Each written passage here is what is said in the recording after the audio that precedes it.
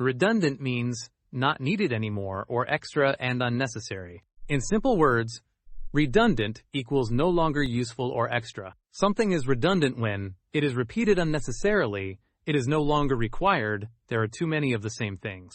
The word is often used in workplaces and offices. Very easy examples. These details are redundant. They are unnecessary. The company removed redundant machines.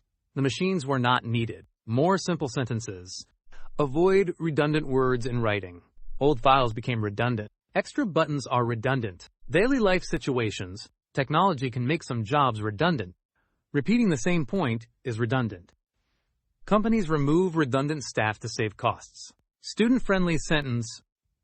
Do not add redundant information in exams. Important point to remember. Redundant does not mean wrong. It means extra or unnecessary. Easy memory tip. Redundant equals extra and not needed.